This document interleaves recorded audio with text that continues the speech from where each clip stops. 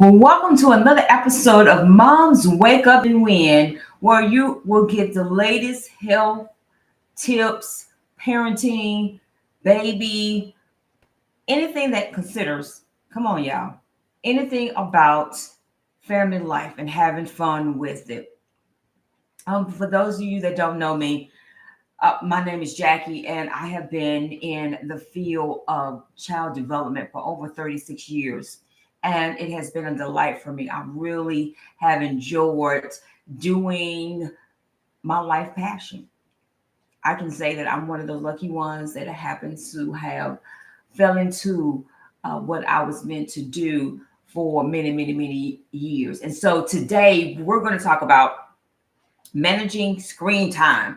I know that's like, yes, that's like, you don't understand. I got baby kid 1 and 2, and I don't work all day long, and that's about the best I can do, right? So I want you to have great time with your kids.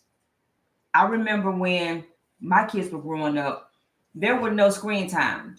Can I tell y'all that? Monday through Thursday was the time that they did their homework, got their things ready for the next day. So they were not allowed to watch TV um, Monday through Thursday.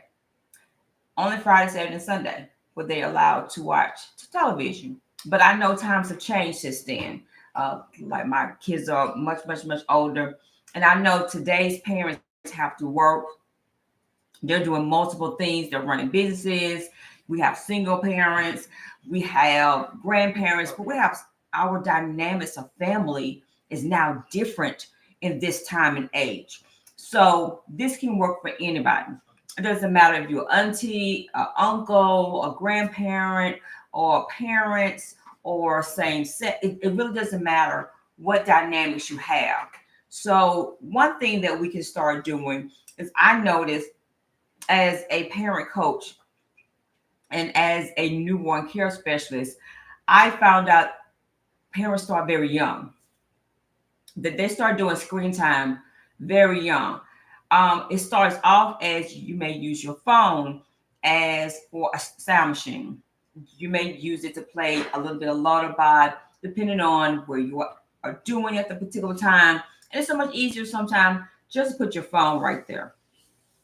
And then as time go on, I've noticed that now the kid is 1. Let's back it up a little bit more. The kid is about 9 months, between 9 months to older. They start watching things like Miss Rachel, Miss Monica. They start watching little baby videos, and thus it begins. Now your child is watching, having screen time, and will cut up if they can't watch it and they can't have it. Why? Because they're mesmerized by the music and the lights and all the colors and all of these things going on. So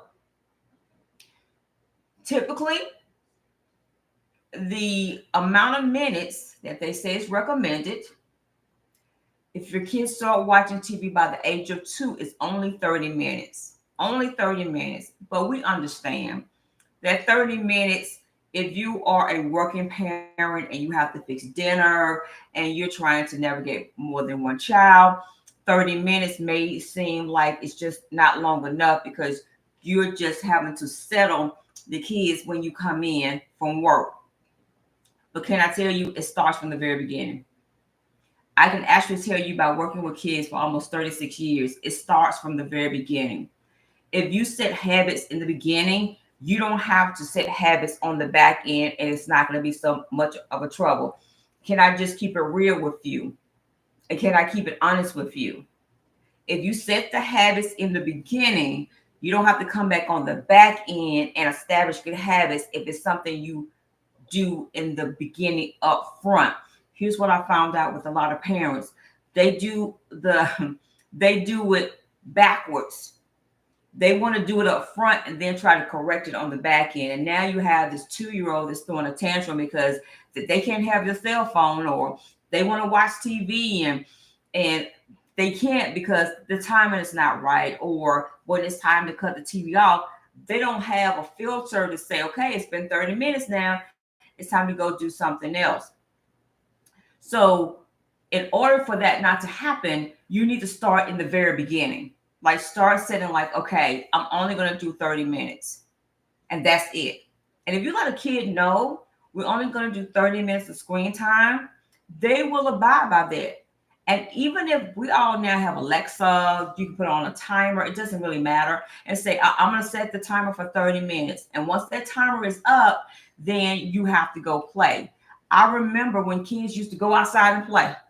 It baffled me when I recently just moved to Phoenix and during the holidays. I remember when kids got bicycles and big wheels, that's the first thing they would do is go outside and they would stay. You have to drag the kids in. Now kids are different. This is a new age. Kids are sitting more in their rooms. They are sitting more on the sofa. They're getting more electronics. They're getting the virtual. They're getting everything that it doesn't require any physical movement. And so kids are not getting bikes anymore. They're not getting big wheels anymore, scooters anymore, because they want a game so they can be online and play with their friends. Well, you control that, mom and dad. Can I say it again? You control. Your kids don't have a banking account. You do. Your kids does not have a credit card. You do. So you set the tone on how you want your kids to be. Can I say it again? Not trying to keep up with somebody else, not trying to say, oh, well, my friend mom, they have blah, blah, blah. That's great. But here, we're not doing that. Can I tell you that, like, my grandson is now 6 and he does not have the latest gadgets because his mom wants to continue to foster imaginary play. He's 6. He loves going outside. He still loves doing blocks and Magna blocks and Legos and all those things like that. We want to foster that as much as we can. I'm not saying one day he may not get one, but for right now, he loves doing dress up. He loves cooking. He loves digging in the dirt. We want to foster that. So you set on how much screen time they should have. Again, encourage outside play. What happened to that? Right? What happened to you send your kids out in the backyard and play? First thing kids say, I'm bored, right? I don't know what I'm going to do. They're laying on the sofa talking about, what is there to do? I don't know what I want to do. What happened to kids having imaginary play? What happened to kids dressing up and pretending to be something? What happened to kids coloring, doing Play-Doh, doing chalk? I remember long ago, like when I used to be a nanny, baby, them kids stayed outside. If the family didn't have a backyard play set, we went to the park and we stayed at the park for hours. I took the lunch to the park, and that's where the kids played. They played with their friends. They had social interaction. And then when we got back, we had stuff we had to do. Then I would allow them to have some screen time. But they already knew that Miss Jackie didn't do screen time all day long. So if your kid have a bike, if you bought them a bike because they asked for one, take them outside and ride the bike. Let them go ride the scooters. Yes, of course, be out there watching them. But let's get back to the basic. I know it is kind of hard, but here's what I'm going to say again, and I'm going to reiterate this. You set the tone, mom and dad, grandma and grandpa. You set the tone. They're going to do what they see you do. And here's what we see all the time is that we see us on the phones all the time. We see us playing games on our phone all the time when we're in reality, our kids want to have a conversation. I love when I go pick up my grandson from school. The first thing I said, how was your day? He said, good. I said, well, who did you play with? And he'll tell me who he plays with. Let's start back having conversation with our kids. Here's why. It's going to help you later on. So now it won't be such a foreign thing for your kids because they're like, well, why are they asking me what's going on? Because they ain't been asking me. But if you start now fostering like, how was your day? Who are you talking to? Who did you play with today? How was your schoolwork today? When you start asking them questions, they don't mind telling you. And then they won't feel that you're being, as they would say, nosy into their business because you've already done it from the very beginning. Balancing online learning and entertainment. You can still do screen time, but instead of doing video games or just watching mindless shows on the iPad, do learning activities. That's what we do, like with my grandson. is that now they have really fun games that, listen, if they're going to be on there, you might as well be learning. Set timers for that too. So we're going to do 30 minutes of wordplay, or we're going to do 30 minutes of math, hide and go seek. They can still think of it as a game, but they're also learning at the same time. So they can still do what they like doing, but now you choose what they do on their iPad and on their Fire tablet. Again, you are mom and dad. You control what they see, what goes into their mind. I'm gonna say it again. You control what goes into their mind because you are the first examples. So if they see you off doing stuff, then they're like, well, if it's okay for mom and dad, it's okay for me. And also create time. I know for us, there's no phone at the table. When it's dinner time, it's dinner time. Everybody put their phones down. Listen, I understand you just leaving work and you got emails. I'm sure you can wait 30 minutes. That email can wait 30 minutes. That phone call can wait 30 minutes. You have to schedule you. I always say this all the time. Schedule you for you. Schedule you for your family time. Because if not, there won't be any boundaries. People be calling you at 6 o'clock at nighttime. They be calling you at 7 time at nighttime. And that's your family time. That's your time that you spend time to get to know what your kids have done. You're getting ready for bath. You're pulling things for the next day. You're settling them down. You're reading story time. I don't like when folks, because listen, I'm like, listen, I don't need to pick my phone up. Because if it's a matter of life and death, call 911. Call 911. That's family time.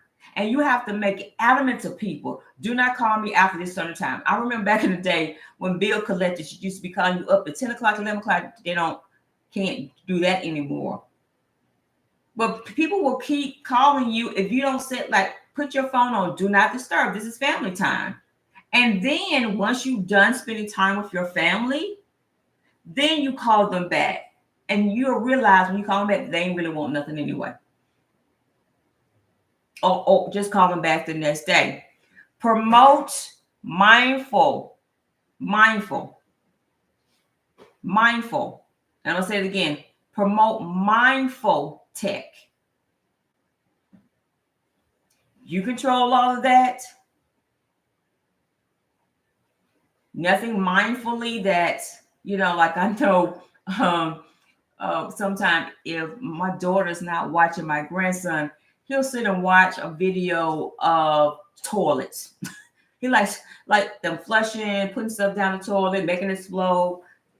That to me that's not mindful learning. That's just him watching somebody put stuff in the toilet and see the reaction. Now you can call it science because you're mixing different stuff, but no, it's like they can sit for 1 hour watching other people gaming. That's not mindful. That's not learning nothing to me. Like you're sitting and you're just watching other guys play using language that we don't want them to learn, and we're not being cognizant of what our children are watching every single day. You control that. Your children can't go to Walmart or Target or go to GameStop. They have to come through you first, and then you have to approve it. And when you approve it, then that's what they're doing. But you can say, no, how do you do that? You start from the very beginning. Now, for those of you that have already started, and let's just say your kids are 8, 9, and 10, you still can wheel them back in. Again, they ain't got no job, y'all. And here's the thing. Parents want their children to like them. So because I want you to, like me as your best friend, I'm going to give you what you want. Each his own in everybody's household. But can I tell you that your kids are not your friend? They're your kids. There's going to be a season and time that as they get older, then you guys will form a different relationship. But as they're still kids and living in your house under your roof, then they have to abide. They should abide by your rules. And if your rules say, okay, and as they get older, you might say, okay, you have an hour screen time. Once that hour up, then the screen time goes off. I mean, like I've seen kids that be trying to negotiate. I'm on the last level. What? Give me one moment. No, I said an hour. Now, nobody told you to start a new game. Put that game on pause. It's going to be that one. No, it's not. Yes, it will. And then that's when some kids start being belligerent. You say, okay, if this is what's going to happen every time you play, we're going to cut it back to 30 minutes. And each time this happens, we're going to keep cutting the time back. So do you want to stop the game now? Or do we need to cut it to 30 minutes? You're still giving them options because kids like to feel that they have some sense of control, and you are giving them control. These are your options. So as your kids get older, what? They want to do what their friends are doing. But based on your kid's personality, based on your kid's emotion.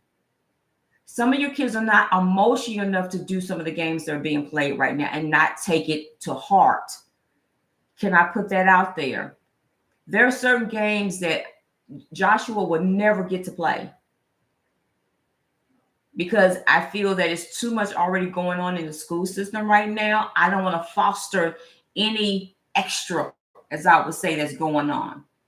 Kids sometimes, depending on their maturity, don't know what's fake and what's real.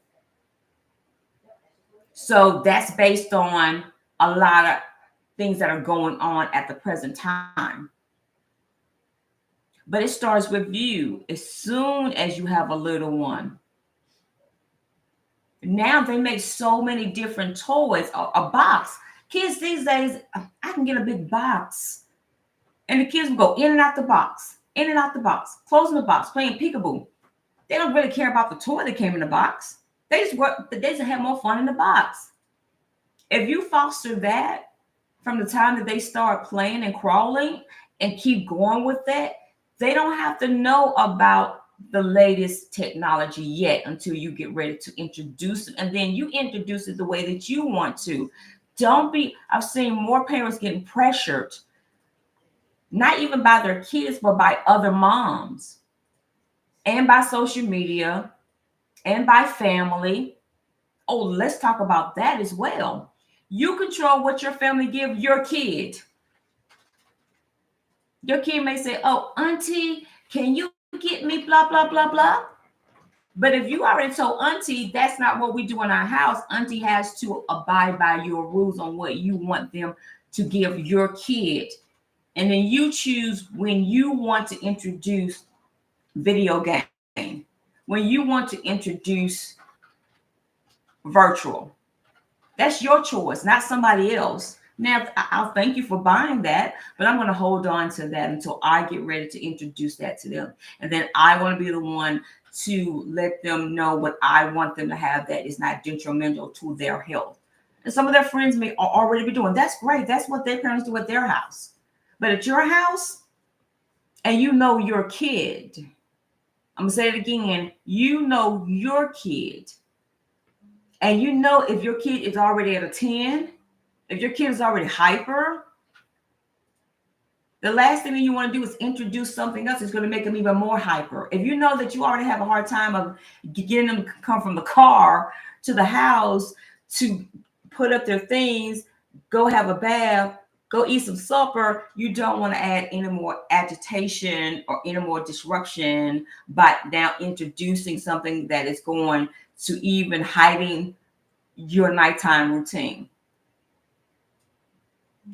But I'm one of those not to tell you that, yes, if you're coming in from work and you try to put dinner together, and if a 30-minute, let's just say Blue's Clues is going to help them sit down for a minute while you pull stuff together, go right ahead. I'm not here to tell you like you're supposed to be entertaining and cooking all at the same time. Especially if your 3-year-old is hungry and they literally was just in the car with you. They know they was in the car with you. But yet and still they think that you're supposed to like have stuff ready to go. That's not how that works. I wish you did, but it didn't. But I want to tell you that I'm so proud of you because parenting is not easy these days. Parenting is a journey, it's not a destination. And I want to congratulate you for still being in the game, still being there, not checking out, because I know, listen, I know how easy it is to do that. There was no roadmap. There still is no roadmap. Since I had mine, there's many books, many articles, many blogs, and so many things to tell you how to raise your kids, how to talk to your kids, how to. At the end of the day, I'm proud of you because I'm not in your household every single day. And I don't know what you have to deal with your kids, but I do want to say I'm proud of you. Congratulations. You're doing a fabulous job. You're showing up every single day. Some of you are showing up with no help at all. Some of you are showing up with no tribe, no family, no anything, but you wake up every single day and you're doing the doggone thing. I'm proud of you. And I want to also tell you, get support. You don't have to do this by yourself. It does take a tribe these days. I was raised in a day that you just suck it up and you do it because that's what you're supposed to do because you're a mom. No. We have too many mom support groups out here. And I'm not saying getting one that is downtrodden, that they are so, there's nothing but negative things. No, I don't want you in those type of support groups. I want you to be in those that give you ideas and give you tips and show you how to navigate different aspects of parenthood. There are plenty of them out there that is there to say, hey, this is what I've done. It helped me. Try it. I'm not saying it's going to help you, but I've done it. It helped my two. It helped my infant. It helped my toddler. It helped my preteen. But this right here, starting at the basic. If you start them young, you don't have to retrain them when they get older. And screen time is one of the biggest issues that I have when I'm coaching parents. It's like, how do I get them not to throw tantrums? How do I get them? Well, if you would have started from the very beginning because you feel so overwhelmed, and your first instinct is like, here, just take this and just be quiet. Our patience have gotten so short with our children that now we want them to get entertained and taught by something else, not people, something else.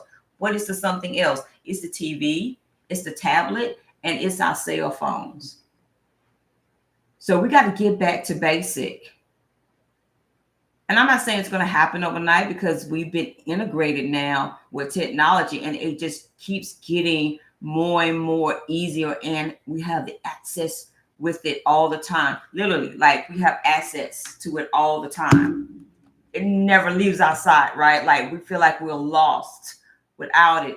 But can I tell you, before that happens, I'm part of the dinosaur age. But you can still have tech. It's just use it wisely. Set times. And watch, you're going to see healthy habits begin. And it's not going to happen overnight because some of you have been doing it for a mighty long time. But those that are just getting started, you can start these tips now, and it's going to help you later on. For those of you that have already started, you can still use the tips. And here's the thing, consistency is the mother of all inventions. It's about being consistent. What we like to do is do it one time and think it's supposed to click one time. No, you want them to break a habit that they've been doing for 2 years or for 3 years or for 4 years or for 5 years. Remember, like when you started a habit and it took you a minute to unlearn that habit, your children are the same way. We want to do it one time and say, oh, it didn't work. It didn't work. No, you have to be consistent at it. Because as soon as they fall out, what's the first thing you do? Here, take it. Just be quiet. No, you have to say, I'm doing this no matter what. I'm doing boot camp with you no matter what. We're going to limit your screen time. We're going to limit your video time. And we're going to start doing this. My grandson has more chalk. I bought him a play set. I bought him this and that because I like to foster imagination.